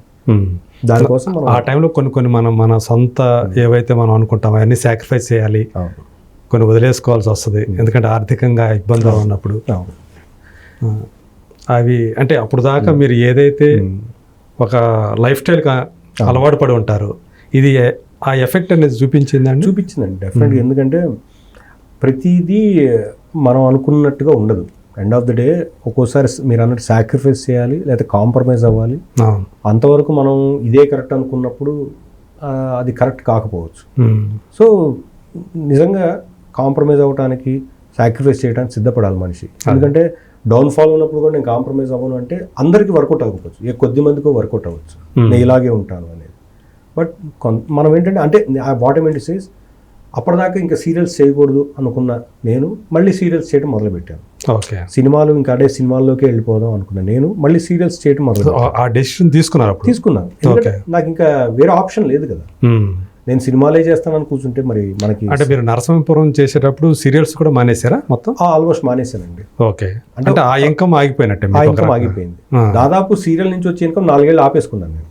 నరసింహపురం ముందు ఒక 1 year, అది అయిపోయిన తర్వాత 2 years, కరోనా మధ్యలో ఒక 2 years ఎలాగపోయింది. ఆల్మోస్ట్ 4 years మనం వితౌట్ ఇన్కమ్ మనం పనిచేసినట్టే వాస్తవం. ఓకే. ఎందుకంటే మనకి బ్యాక్గ్రౌండ్ లేదు, మనకు సపోర్ట్ లేకుండా ఒక రిస్క్ చేసాం, హై రిస్క్ చేసాం. ఆ హై రిస్క్ వాల్యూ అనేది రిజల్ట్ వచ్చిన తర్వాత తెలుస్తుంది. అవును. ఆ రిజల్ట్ కొట్టింది. కొట్టడం వల్ల it's a very big lesson. That's what. నేనేంటంటే నాలాగా ఎవరైతే ఎంథ్యూజియాస్టిక్గా చేద్దాం అనుకునే వాళ్ళకి నేను సలహా అనుకోవచ్చు, లేకపోతే ఒక సజెషన్ అనుకోవచ్చు. మనం ఫ్యూచరిస్టిక్ ప్లాన్ లేకుండా ఇందులో కూడా కాలు పెట్టకూడదు. పెడితే ఎఫెక్ట్ ఫైనాన్షియల్గా అస్సలు చేయకూడదు. మనం ఇది పోయినా పర్వాలేదు అనుకుంటేనే అంతే. ఇది పోయినా నాకేం పర్లేదు అనుకుంటే ధైర్యంగా చేయొచ్చు ఎవరైనా ఏదైనా. అదే అంటే నేనేంటంటే మనకి తెలిసిన విద్య ఇది ఒకటే, మనకు తెలిసిన ఫీల్డ్ ఇది ఒకటే అనే ఇదితో సరే గట్టి ప్రయత్నం చేద్దాం, ప్రయత్నం చేసాం. అదే మీరు నమ్మారు, మీరు కానీ శ్రీరాజ్ కానీ నమ్మారు. కానీ మీ స్నేహితులు ఉంటారు కదా, వాళ్ళు చెప్పే ఉంటారు కదా మీకు కొంతమంది. ఎందుకు ఎప్పుడంటే లాస్ట్ లో వచ్చేసరికి చెప్పారు. మొదట్లో నేను ఎవరి సలహా యాక్చువల్ తీసుకోలేదు. ఓకే. అంటే నేను సినిమా చేస్తున్నట్టు కూడా చాలా మందికి ఆల్మోస్ట్ ప్రొడ్యూస్ చేస్తున్నట్టు తెలియదు. అందరూ ఏమనుకున్నారంటే ఎవరో ప్రొడ్యూసర్ వచ్చాడేమో చేస్తున్నాడు, హీరోగా చేస్తున్నాడు, మంచిదే అనుకుని ఉంటారు కదా ఎవరైనా. అంతే కదండి. ఇప్పుడు నాకు అంతవరకు తెలిసింది అనుకోండి, కానీ ఈ సినిమా సక్సెస్ అవ్వాలని చెప్పి అట్లా ఒక మంచి మాట చెప్పుకుంటాం. అంతే. సో అందరూ అలాగే అనుకున్నారు. చివరికి నేను కూడా ఉన్నాను సరే, ఎందుకు అలా చేసావు అసలు, మిస్టేక్ ఒకటండి. ఎండ్ ఆఫ్ ది డే మన అనుకునే వాళ్ళు ఏంటంటే మనం బాగుంటే వాళ్ళు హ్యాపీగా ఉంటారు. కాకపోతే ఎప్పుడు రిజల్ట్ దెబ్బతిందో ఆ టైంలో అసలు నువ్వు నాకు చెప్పుంటే నేను ఇచ్చేవాడిని సలహా చాలామంది అంటారు. కానీ అది నేను తీసుకున్న నిర్ణయం కాబట్టి నేనే దానికి బాధ్యుడిని. కానీ మనం నిర్ణయం తీసుకునే తప్పైనా ఒప్పైనా మన పక్క నుండి పోన్లే ఫ్యూచర్ బాగుంటుంది అనేవాళ్ళు నిజమైన స్నేహితులు. అలాంటి వాళ్ళు ఉండటం వల్ల నా ఫ్యామిలీ మెంబర్స్ కావచ్చు, నా చుట్టూ ఉన్న కొంతమంది స్నేహితుల వల్ల, గురువు కావచ్చు, మా గురువు గారు కావచ్చు. సో మనం ఇంకా ఫైట్ చేస్తున్నాం, సర్వైవల్లో ఉన్నాం ఇంకా. సో పైగా మీకు 3 పాపలు కూడా. అప్పుడు చదువుతూ ఉండండి, మామూలుగా చదువుతున్నారు స్టిల్ దేర్. సో అది ఎఫెక్ట్ కాలేదా వాళ్ళకి? అంటే దానికి ఎఫెక్ట్ అంటే చెప్పాను, ఇంట్లో అన్నయ్యలు వాళ్ళు ఉన్నారు కాబట్టి ఎడ్యుకేషన్ పరంగా ఏం ఎఫెక్ట్ అవ్వలేదు లేండి. లైక్ ఎవ్రీథింగ్ మనం ఏదో ఒక రకమైన ఆప్షన్ ఆల్టర్నేట్ పెట్టుకుంటాం కాబట్టి. బికాస్ మీ పెయిన్ వాడు చూస్తూ ఉంటారుగా, ఖచ్చితంగా చూస్తున్నారు, చూస్తున్నారు. కాకపోతే వాళ్ళు కూడా సరే ఒక ప్రయత్నం చేశాడు నాన్న, వాళ్ళు తెలుసుకుంటారండి ఫ్యూచర్లో. ఆ రోజుల్లో మా నాన్న ఇలా చేయటం వల్ల ఇది అయింది కాబట్టి నేను ఇంకా జాగ్రత్తగా ఉండాలని వాళ్ళకి ఒక లెసనే.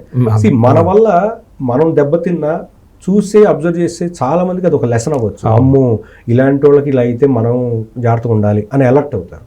సో మనం మనం లెసన్ తీసుకున్నది 10 మందికి ఉపయోగపడితే ఓకే అని మనం హ్యాపీ ఫీల్ అవ్వాలి తప్ప నేను 10 మందికి లెసన్ అయిపోయినాయి అనుకోకూడదండి. కూడా మనం పాజిటివ్ గానే ఆలోచించాలి. నేను ఒకవేళ సక్సెస్ అయి ఉంటే అదే 10 మంది ఇంకోలాగా మాట్లాడేవాళ్ళు. అవును. సో ఫెయిల్యూర్ అయినా సక్సెస్ అయినా ఇట్స్ హ్యాపెనింగ్, లైఫ్లో ఒక హ్యాపెనింగ్ అది అంతే. కరెక్ట్. బట్ ఆ హ్యాపెనింగ్ అయిన తర్వాత నువ్వు దాన్ని ఎలా ఫేస్ చేసావు అనేది ఇంపార్టెంట్. నువ్వు దాన్ని ఎదుర్కొన్నావా ధైర్యంగా, లేదా పారిపోయావా? ఈ రెండిట్లో ఒక ఆప్షన్ ఉంది. ధైర్యంగా ఎదుర్కొన్నప్పుడు ఏమవుతుందంటే లైఫ్ మళ్ళీ కొత్త దారి చూపిస్తుంది ఎక్కడ ఒక చోట. కరెక్ట్. సో వదలకుండా మనం అలా స్టిక్ అయి ఉండాలంతే. దట్స్ వాట్ పెద్ద వాళ్ళు చెప్పినా కూడా మనం వాళ్ళలో చెప్పిన దాంట్లో పాజిటివ్ తీసుకున్నా కూడా మనం నేర్చుకోవాల్సింది అది. సో మొత్తానికి అది మీకు అంటే ఫ్యూచర్లో మళ్ళీ అంటే అది ఆ లెసన్ ఏదైతే మీరు అప్పుడు నేర్చుకున్నారో అంటే మళ్ళీ సినిమాల్లోకి రాకూడదనే నిర్ణయానికి వచ్చిందా, లేకపోతే మళ్ళీ మనం బౌన్స్ బ్యాక్ అవ్వగలమని? నేను నేర్చుకుంది ఒకటేనండి, నేను నా నుంచి ₹1 కూడా పెట్టి ఇన్వెస్ట్మెంట్ చేయను. ఓకే, చేయకూడదు సినిమా బయట బిజినెస్ అయినా కూడా.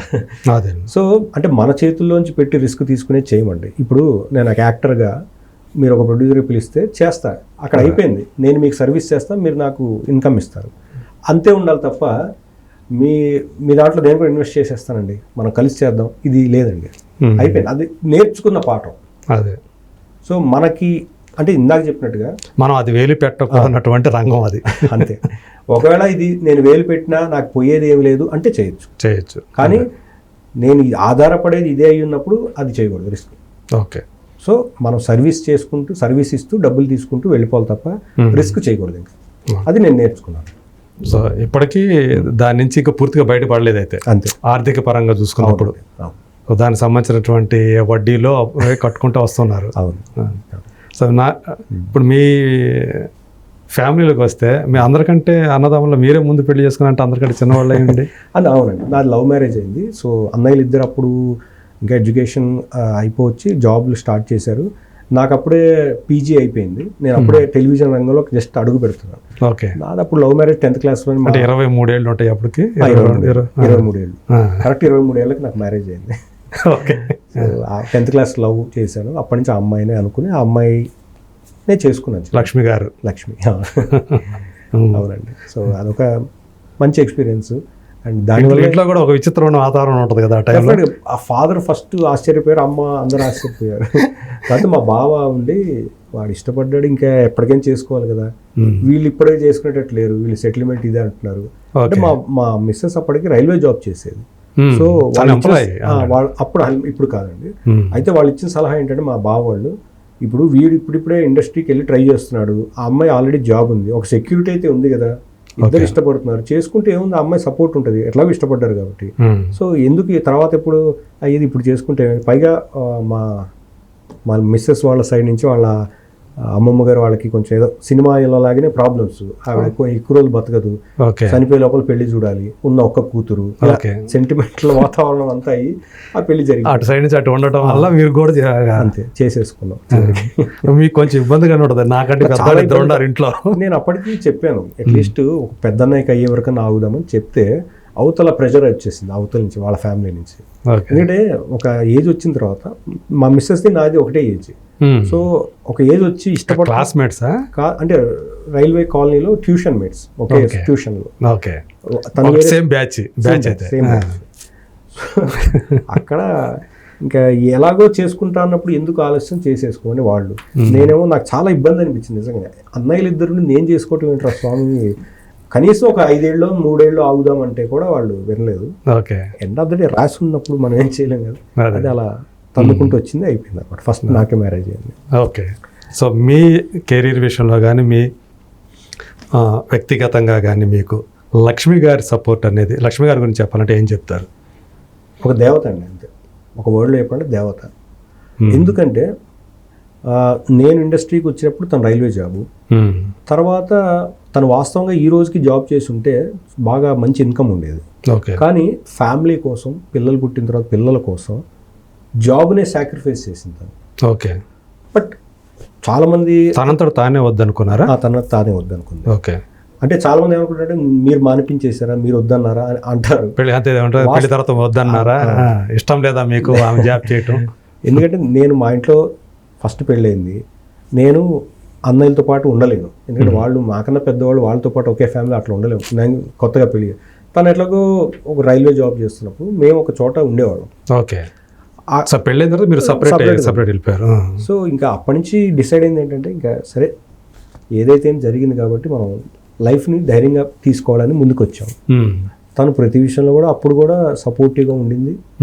నాకు ఎప్పటికీ లైఫ్ లాంగ్ పర్మనెంట్ దేవత అనమాట. ఓకే. అంటే మీరు మామూలుగా ఆర్టిస్టులు అంటే మీ మీద చాలా చాలా వస్తూ ఉంటాయి కదా, ఇవన్నీ మరి ముందే అవగాహన ఉందా?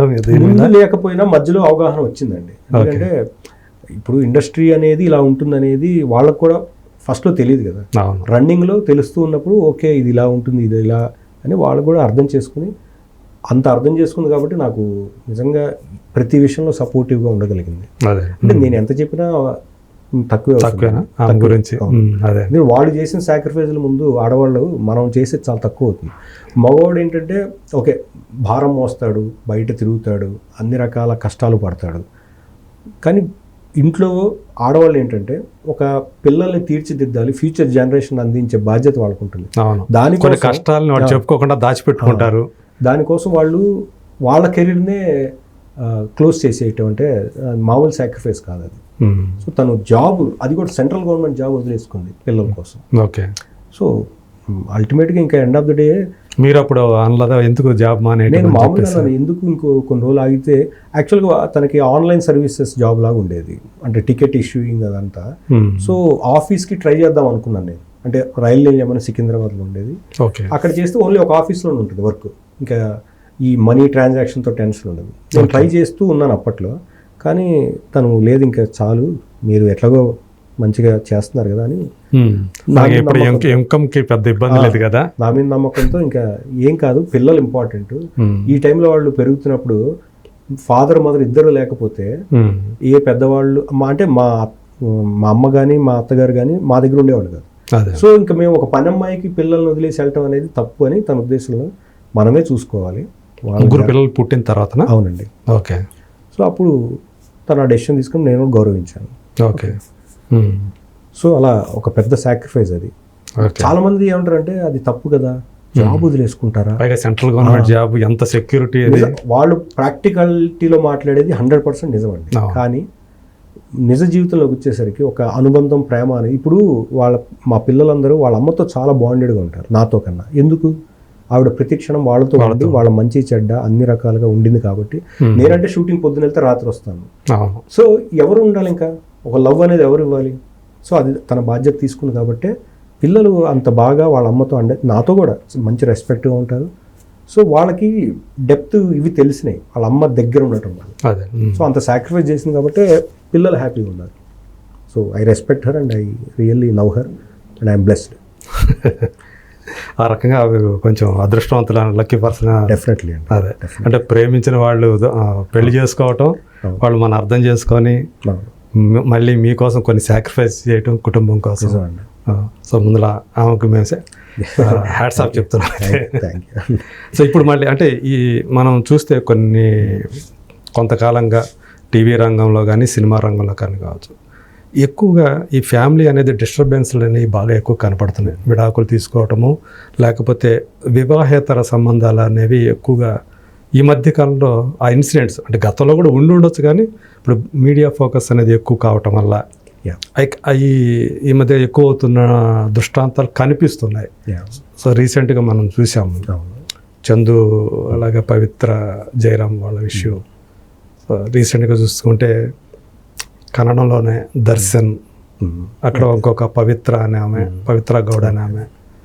సో ఇట్లాంటి ఎందుకని ఇలాంటి ఎక్కువ అవుతున్నాయి అంటారు? అంటే నేను ఎవరి పర్సనల్ గురించి ఎప్పుడూ మాట్లాడనండి, ఎందుకంటే ప్రతి మనిషి జీవితంలో ఏదో వాళ్ళు అండర్గో అవుతూ ఉంటారు, వాళ్ళ ప్రాబ్లమ్స్ వాళ్ళకు ఉంటాయి. కానీ నాకు తెలిసి ఏంటంటే ఇవన్నీ కూడా ఈ ఫీల్డే ఇన్ఫ్లుయెన్షియల్ ఫీల్డ్ అండి. ఇది ఇక్కడ ఏంటంటే వాస్తవంగా మనం ఇంట్లో ఉండేదానికన్నా సెట్లో ఉండేది ఎక్కువ ఉంటుంది. అంటే మనం రోజు ఇక్కడే గడుపుతాం ఇంట్లో కన్నా.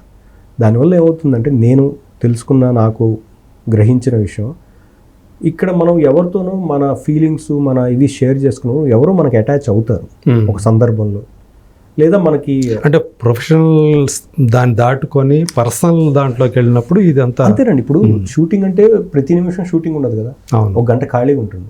గంట ఖాళీగా ఉన్నప్పుడు 4-5 కూర్చుంటారు, మాట్లాడుకుంటూ ఉంటారు. ఈ 4-5 మాట్లాడుతున్నప్పుడు నా భావాలు మీకు నచ్చచ్చు, మీ భావాలు నాకు నచ్చచ్చు, అలా కనెక్షన్ ఒకటి ఏర్పడుతుంది చిన్నగా. ఓకే. ఆ చిన్న కనెక్షను ఏదో ఫర్ ఎగ్జాంపుల్ ప్రతి ఒక్కళ్ళు లక్కీగా ఉండొచ్చు, ఇంట్లో ప్రాబ్లమ్స్ ఉండొచ్చు వైఫ్తో, లేకపోతే ఇంట్లో హస్బెండ్తో ప్రాబ్లం ఉండొచ్చు. అక్కడ కోల్పోయింది ఏదో ఇక్కడ దొరికింది అనిపించవచ్చు, అప్పుడు వాళ్ళు దగ్గర అవ్వచ్చు. ఓకే. ఈ దగ్గరైన సందర్భంలో వాళ్ళు డీప్గా వెళ్ళొచ్చు. దీనివల్ల వాళ్ళు ఫ్యామిలీ డిస్టర్బ్ చేసుకునేంత స్థాయికి వెళ్ళిపోవచ్చు. అదే. బట్ అది తప్ప ఒప్ప అనేది నిజంగా మనం చెప్పలేము, ఎందుకంటే తప్పవచ్చు ఒప్పు అవ్వచ్చు. ఎందుకంటే డెసిషన్ మేకర్ మనం కాదు, వాళ్ళ లైఫ్కి వాళ్ళే. కానీ ఎండ్ ఆఫ్ ది డే మనం ఆలోచించాల్సింటే ఇప్పుడు మనం ఈ సొసైటీలో ఉంటున్నాం కాబట్టి, ఒక కట్టుబాటులో ఉంటున్నాం కాబట్టి ఫ్యామిలీ అనేది ఇంపార్టెంట్ ఫస్ట్. మనం ఏం చేసినా కూడా ఫ్యామిలీకి మనం జవాబుదారీ.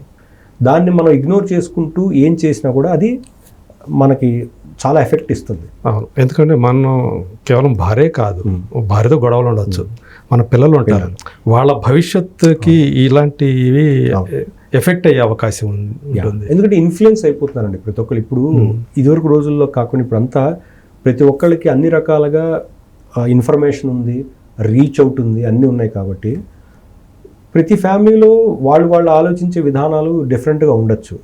ఎండ్ ఆఫ్ ది డే అందరం కట్టుబడి ఉండేది ఒక వివాహ వ్యవస్థకి. ఆ వ్యవస్థకి మనం గౌరవం ఇచ్చి భార్య పిల్లలు అనే గౌరవం ఇచ్చినప్పుడు మనం మిస్టేక్స్ చేయం. అవును. ఏది ఉన్నా కూడా దాన్ని ఇంటి వరకు తీసుకురాకూడదు కూడా. సో అలాంటివి దాటి వెళ్తున్నారు అంటే అది ఇంకా వాళ్ళ విచక్షణ, వాళ్ళ ఇదిని వాళ్ళు ఆలోచించుకోవాలి. ఎందుకంటే మనం ఎవరు పర్సనల్ అంటే మీరు అన్నట్టు ఏంటంటే ఇంట్లో కేవలం గొడవలు ఉన్నవాళ్ళు మాత్రమే వెళ్ళటం ఎట్లా. అవును. కొంతమంది రెండో సంబంధం, మూడో సంబంధాలు ఇట్లాంటి ఎన్ని ఉంటే మనం అంత గొప్ప అన్న ఆ రకమైన మైండ్ సెట్తో ఉండేవాళ్ళు కూడా కొంతమంది ఉన్నారు. వాస్తవానికి ఏంటంటే ఇప్పుడు పొరుగింటి పుల్లకూర రుచి అన్నట్టుగా తయారైపోయారు కొంతమంది. బట్ అది ఎంతవరకు అనేది వాళ్ళు ఆలోచించుకోవాలి. అది కూడా మీరు అన్నట్టుగా మన ఫ్యామిలీ, మన పిల్లలు డిస్టర్బ్ అయ్యేంత స్థాయికి వెళ్ళకూడదు. ఎందుకంటే చులకనయ్యేది చివరికి మనమే. సో దాన్ని మనం ఇప్పుడు పెద్ద వాళ్ళు ఫ్యామిలీకి ఇచ్చే ఇంపార్టెన్స్ వల్లే వాళ్ళు ఆ స్థాయిలో ఉంటున్నారు. సో ఏదైనా కూడా ఒక స్థాయికి మించి దాన్ని ఎంటర్టైన్ చేయకూడదు. ఎక్కడిది అక్కడే, అక్కడ మాట్లాడేమో ఆ నిమిషం అందరం హ్యాపీగా షేర్ చేసుకున్నాం, అయిపోయింది. అది అక్కడ మర్చిపోయి ఇంటికి వెళ్ళినప్పుడు నువ్వు ఒక రెస్పాన్సిబుల్ ఫాదర్గా లేకపోతే మదర్గా నువ్వు బిహేవ్ చేయాలి తప్ప దీన్ని ఎప్పుడైతే మిక్స్ అయిపోతుందో అది ఇలాంటి వాటికి దారితీస్తుంది. అదే. సో ప్రతి ఒక్కరు కూడా ఆలోచించాలి. అదే ఫ్యామిలీ, అదే ఈ మానవ సంబంధాల్లో ఈ మధ్య కాలంలో కలుగుతున్నటువంటి ఈ మార్పు అనేది కొంచెం సమాజాన్ని డిస్టర్బ్ చేసేటట్టుగా కూడా కనిపిస్తుంది. ఎందుకంటే మనకి వచ్చే సారీ టు సే చాలా సినిమాలు కావచ్చు, వెబ్ సిరీస్లు కావచ్చు, కొన్ని అంటే వాళ్ళు కూడా ఏమంటారు జరిగేవి చూపిస్తున్నాం కదా అంటారు. మేబీ జరుగుతున్నాయేమో, కానీ మీరు జరుగుతుందని అవే చూపిస్తే ఇంకా అవే ఎక్కువ మైండ్లోకి ఎక్కువ అవే వెళ్తాయి కదా. సో ఇన్స్పిరేషనల్ స్టోరీస్ ఉన్నాయి, ఇన్స్పిరేషనల్ పర్సన్స్ ఉన్నారు, వాళ్ళ జీవితాలు ఉన్నాయి, ఇవి కూడా చూపించవచ్చు కదా. అదే అంటే అన్ఫార్చునేట్లీ ఏమైపోయిందంటే ఆడియన్స్ కూడా డ్రామా ఉంటేనే వాడికి ఇష్టం అండి. వాస్తవానికి డ్రామా లేకపోతే, సస్పెన్స్ లేకపోతే ఎందుకు చూడాలి నేను? సుఖాంతం ఫస్టే శుభం అంటే ఎందుకు ఇంకా సినిమా చూసేది ఏముంది? కాకపోతే అదే దాన్ని ఎంటర్టైన్మెంట్ లాగా చూడాలి తప్ప దాన్ని పర్సనల్గా తీసుకోకూడదు, ఇన్ఫ్లుయెన్స్ అయిపోకూడదు. అవును, అంటే మీరు అందుకునే కొంచెం డార్క్ స్టోరీస్ ఏవైతే ఉంటాయో ఈ మధ్య అవే డామినేట్ చేస్తున్నాయి కదా. మనం ఓటీటీకి వెళ్తే ఎక్కువ ఆ టైప్ ఇవే మనకు కనబడుతుంది. మాఫియా, డ్రగ్ మాఫియా, అంటే వాడు హింస ఎక్కువ. అందులో చూపించిన వాళ్ళు అంతర్లీనంగా చెప్పేది ఏంటండి, ఇవన్నీ చేయకూడదని చూపిస్తున్నారు, కానీ హైలైట్ అవుతుంది ఏంటంటే ఇవే అవుతుంది. అవును, చివరికి ఈ చేసేవాడు చివరికి శిక్ష పొందుతాడు అనేది చివరిలో చూపిస్తున్నాడు. మరి అది వాళ్ళు ఎందుకు గ్రహించలేకపోతున్నారు? కానీ మనకు అది కాదుగా. ఏం లేదండి, నెగిటివ్ ఫాస్ట్గా ఎక్కుతుంది, పాజిటివ్ స్లోగా ఎక్కుతుంది. అవును, ఈ లోపల జరగాల్సినటువంటి అనార్థం జరిగిపోతుంది. సో నువ్వు దేని చూసి ఇన్స్పైర్ అవుతావు అనేది, ఏదైనా లాంగ్ రన్లో ఉండేది సక్సెస్ అండి, షార్ట్ టర్మ్లో వచ్చే సక్సెస్ కాదు. అంటే సోకాల్డ్ ఇప్పుడు చాలామంది ఫీల్ అవ్వచ్చు, ఇప్పుడు చాలామంది షార్ట్ స్పాన్లో సక్సెస్ వచ్చేస్తున్నారు, బట్ అది ఎన్ని రోజులు నిలుపుకుంటున్నారు అనేది ఇంపార్టెంట్. ఒక రోజులో ఓవర్ నైట్లో వస్తున్నాయి, అది కొన్ని రోజులు ఉంటున్నాయి, తర్వాత పడిపోతున్నాయి. అలా కాకుండా నీకు ఓవర్ నైట్లో వచ్చినా దాన్ని నువ్వు నిలుపుకుని గ్రాఫ్ అలా కంటిన్యూ చేస్తే అది గ్రేట్. ఏదైనా గ్రాడ్యువల్గా అయితేనే అది స్థిరంగా ఉంటుంది. అది అంతే, ఆ పురోగతి అనేది కూడా. మీకు పొలిటికల్గా కూడా ఏమన్నా ఇంక్లినేషన్స్ ఉన్నాయా, లేకపోతే తటస్థమా? తటస్థమే అనాలి. అంటే పొలిటికల్గా నేను అసలు ఐఎమ్ నాట్ ఇంట్రెస్టెడ్, అండ్ నాకు అసలు దాని గురించి ఒక అవగాహన కూడా లేదు సరిగ్గా. అంటే పవన్ కళ్యాణ్ గారు గెలవటం ఏపీలో, ఆయన ఉప ముఖ్యమంత్రి అయిన దాని మీద డెఫినెట్గా ఆయన పాపం గ్రౌండ్ లెవెల్ నుంచి చాలా కష్టపడ్డారు. ఒక లాస్ట్ ఎలక్షన్కి సీట్ రాకపోయినా కూడా ఇప్పటికీ ఫైట్ కంటిన్యూ చేసి అవ్వటం అనేది, 2 చోట్ల పోటీ చేసి ఓడిపోయినప్పటికీ ఆయన తగ్గకుండా, అంటే ఒక ఆదర్శం లేదు, ఆయన ఒక ఆదర్శం పెట్టుకుని దానికోసం ఆయన నిలిచి అది ఇప్పుడు ప్రూవ్ చేసుకున్నారు. ప్రతి చోట కంటెస్ట్ చేసిన ప్రతి చోట గెలవటం అనేది ఇట్స్ నాట్ ఈజీ. 100% అసలు 100% ఎక్కడ పాలిటిక్స్ లేదు వాస్తవానికి. So that it self shows determination, and hats off to his determination. అంటే పొలిటికల్గా ఆయన చాలా బాగా డెవలప్ అయ్యారు, బాగా పాలిటిక్స్ని అవగాహన చేసుకుని ఆయన విత్ ఇట్ ఈజ్, అంటే ఆయన సహజంగా కూడా అందరికీ హెల్ప్ఫుల్ నేచర్ ఉండటం చాలా ప్లస్లు ఉన్నాయి, అండ్ ఆయనకున్న క్రేజ్ మామూలు క్రేజ్ కాదు. సో ఇవన్నీ యాడెడ్ ఇదితో ప్లస్ ఫైట్ అనేది కంటిన్యూ చేశారు. ఈవెన్ ఒక టైంలో చంద్రబాబు నాయుడు గారి ఫ్యామిలీకి, వాళ్ళ పార్టీకి ఆయన మోరల్ సపోర్ట్ ఇవ్వటం. అది అంటే జైల్లో ఉన్నప్పుడు ఆయన, ఇందాక మన ఫస్ట్ డిస్కషన్ అనుకున్నాం, ఏ మనిషి అయినా ఒక డౌన్లో ఉన్నప్పుడు నేనున్నాను అనే ధైర్యం చాలా ఇదిగా ఇస్తుంది. సో దానివల్ల వాళ్ళ బాండింగ్ ఇంకా పెరిగి వాళ్ళు ఈరోజు వాళ్ళిద్దరూ కలిసి ఎంతో బాగా డెవలప్ చేయడానికి ముందుకు వచ్చారు. అందుకనే ఆయనకి ఉప ముఖ్యమంత్రి ఇచ్చారు, ఆయన ఏవైతే కోరుకున్నారో పోర్ట్ఫోలియోస్ మినిస్ట్రీలో అవి ఇచ్చారు.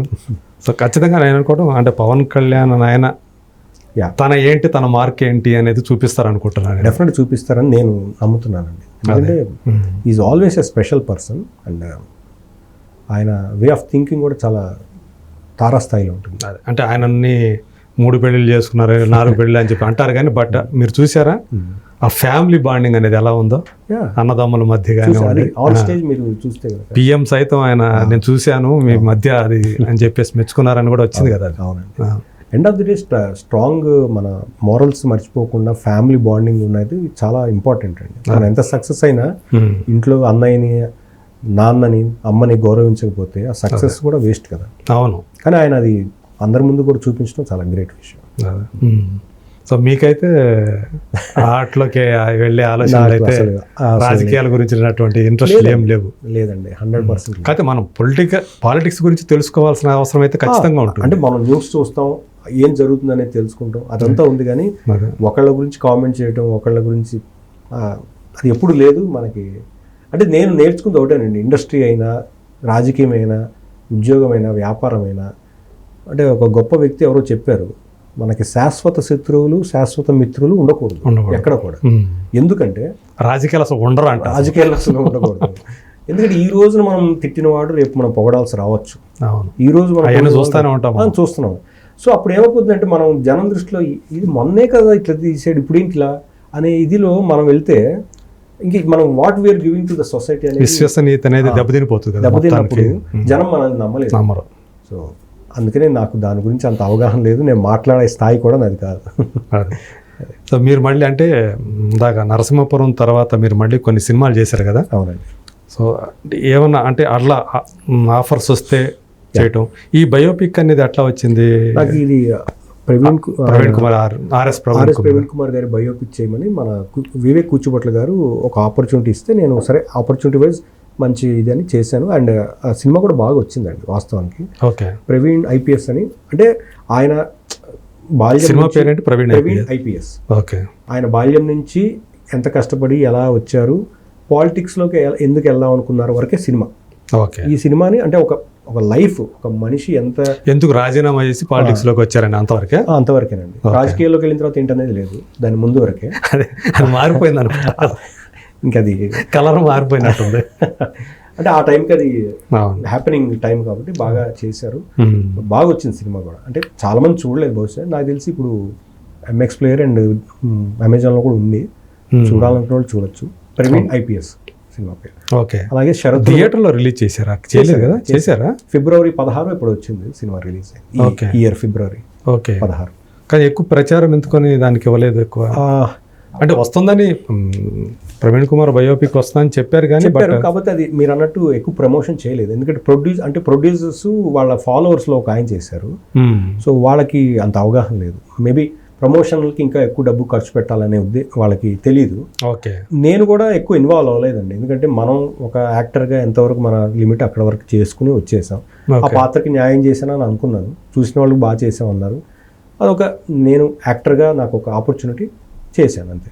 ఓకే. బట్ అది సినిమా అనుకున్న స్థాయిలో వెళ్ళకపోవడానికి మీరు అన్నట్టు ప్రమోషన్ ఇప్పుడు నటుడిగా మాత్రం మీకు ఒక మంచి సాటిస్ఫాక్షన్ అయితే డెఫినెట్ సాటిస్ఫాక్షన్. నరసింహపురం లాగే ఇది కూడా మంచి సాటిస్ఫాక్షన్ ఉన్న క్యారెక్టర్, ఎందుకంటే ఒక రియల్ లైఫ్ బయోపిక్లో ఒక sincere police officer and family background ఏమీ లేకుండా హానెస్ట్గా వర్క్ చేసి వచ్చిన నేపథ్యంలో నేను ఆ పాత్ర పోషించడం అనేది రియల్గా హార్ట్ఫుల్గా అనిపించింది.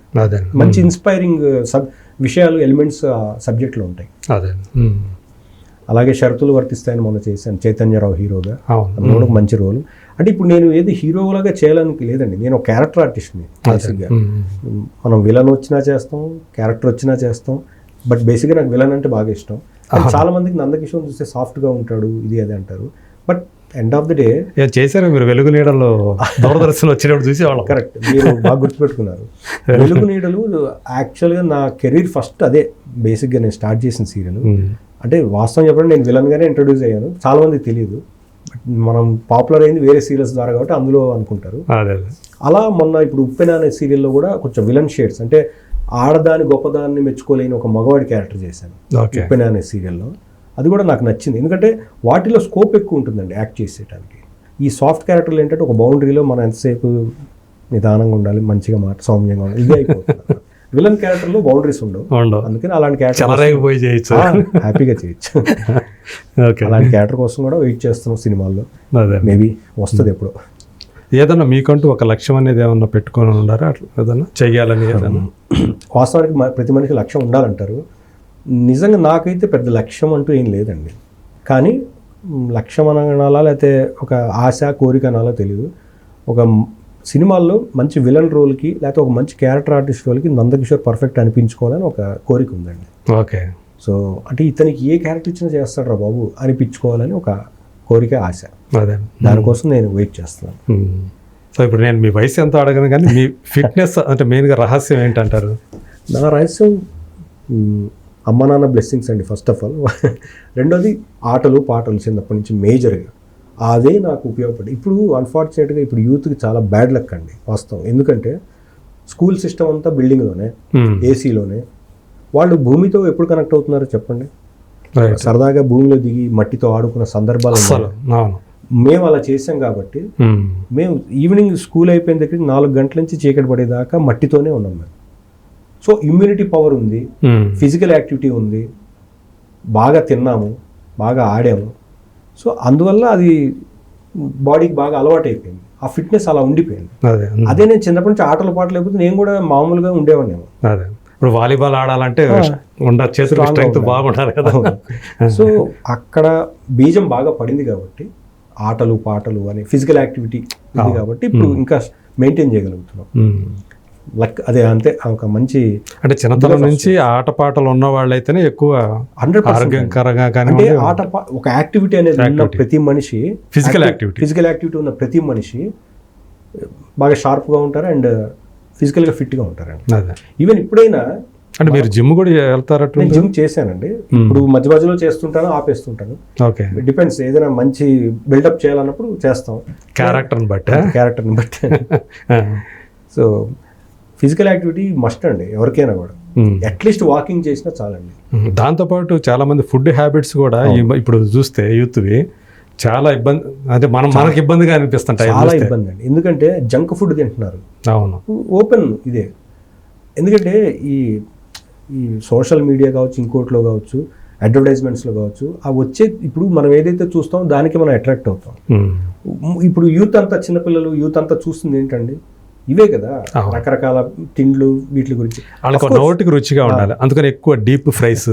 అవును, but thanks to this digital media అండి, యూట్యూబ్లో చాలా మంచివి వచ్చినాయి. అంటే కొంతమంది మంచి ఫుడ్ ఎలా తినాలి, ఏం చేయాలి, ఇవి కూడా వస్తున్నాయి. మరి అవి చూసి ఇన్స్పైర్ అవ్వచ్చు కదా. అవి ఎక్కువ చూడరు. అంటే మీరు అన్నట్టు నాలుగుకి రుచిగా ఉండేది ఫస్ట్ టెంప్ట్ అయిపోతాం. అదే టెంప్ట్ అయ్యి దానివల్ల తర్వాత అఫ్ కోర్స్ ఇప్పుడు యూత్లో ఉన్నప్పుడు, యంగ్గా ఉన్నప్పుడు ఏదైనా తినచ్చండి వాస్తవానికి. కానీ దాని తగ్గ వ్యాయామం ఏది, క్యాలరీస్ బర్న్ చేయాలి కదా. మీరు క్యాలరీస్ తీసుకుంటున్నారు, తీసుకున్నది బర్న్ చేయకపోతే ఏమవుతుంది, ఈ ఫ్యాట్స్ లాగా తయారవుతుంది. దాంతోపాటు టాక్సిన్స్ కూడా తయారైపోతాయి కదా. అది నెమ్మది క్యూములేట్ అయిపోయి బాడీని అంతా స్పాయిల్ చేసేస్తాయి. యాక్టివిటీ అనేది మస్ట్ అండి ప్రతి మనిషికి. అది ఏజ్ గ్రూప్తో సంబంధం లేనిది. మనం రోజు ఎలాగైతే తింటున్నామో అలాగే వ్యాయామం చేయాలి, మినిమం వాకింగ్ అయినా చేయాలని నా ఉద్దేశం. అది లేనప్పుడు ఫిట్నెస్ ప్రాబ్లమ్స్ వస్తాయి. Thank you sir, thank you Andakishore గారు, మోస్ట్ వెల్కమ్. సో చాలా విషయాలు మనం మాట్లాడుకున్నాం. సో మీ యొక్క అంటే అప్స్, మీ లోస్, ఇవన్నీ కూడా మాతోటి విపులంగా మాట్లాడారు. ఎలాంటి శేషాభిషాలు అనేవి లేకుండా అట్లా మీరు ఏదైతే కోరుకుంటున్నారో ఒక మంచి విలన్ రోల్ సినిమాల్లో ఖచ్చితంగా రావాలని, అందులో మీరు రాణించాలని కోరుకుంటున్నాను. అలాగే మీ ఏవైతే ఆర్థికపరమైన ఇప్పుడు కష్టాలు ఉన్నాయో అవి మొత్తం